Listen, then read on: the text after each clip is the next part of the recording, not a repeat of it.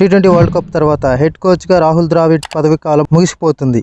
కాబట్టి ఆ తర్వాత బాధ్యతలు చేపట్టేది ఎవరు అనే ప్రశ్న ఇప్పుడు సర్వత్రా చర్చనీయాంశంగా మారింది. ఈ పదవి కోసం చాలామంది ప్రముఖుల పేర్లు తెరపైకి వచ్చాయి. కానీ గౌతమ్ గంభీర్ పేరు మాత్రం ఎక్కువగా హైలైట్ అయ్యింది. మరి ముఖ్యంగా తాను మెంటర్గా ఉన్న కేకేఆర్ జట్టు ఐపీఎల్ 2024 ఛాంపియన్గా నిలిచినప్పటి నుంచి గంభీర్నే హెడ్ కోచ్గా ఎంపిక చేయాలన్న డిమాండ్ పెరిగిపోయింది. అయితే తాజాగా వస్తున్న కథనాల ప్రకారం గంభీర్ ఎంపిక ఇప్పటికే జరిగిపోయిందని, కేవలం ప్రకటన మాత్రమే ఆలస్యమని తెలుస్తోంది. బీసీసీఐ వర్గాలకు చాలా దగ్గరగా ఉండే ఒక ఐపీఎల్ ఫ్రాంచైజీకి చెందిన హై ప్రొఫైల్ ఓనర్ ఈ మేరకు వ్యాఖ్యలు చేసినట్లు క్రిక్బజ్ పేర్కొంది.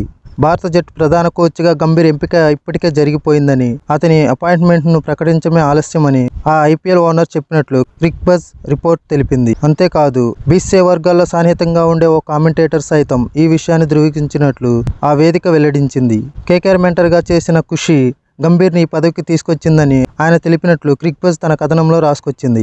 అంతకుముందు కేకేఆర్ విజయం సాధించాక బీసీసీఐ సెక్రటరీ జైషా గంభీర్ మధ్య హెడ్ కోచ్ గురించి సంభాషణ జరిగినట్లు క్రిక్బజ్ తెలిపింది. ఎలాగైతే ఐపీఎల్లో కేకేఆర్ విజేతగా నిలబెట్టారో అలాగే దేశం కోసం చేయాలని గంభీర్తో జైషా చెప్పినట్లు ఆ నివేదిక పేర్కొంది. ఈ పాయింట్ చుట్టే ఇద్దరి మధ్య గంటకు పైగా సంభాషణ సాగిందని చెప్పింది. మరి ఇందులో ఎంతవరకు వాస్తవం ఉందో తెలియాలంటే కొన్నాళ్ళ వరకు వేచి చూడాల్సిందే.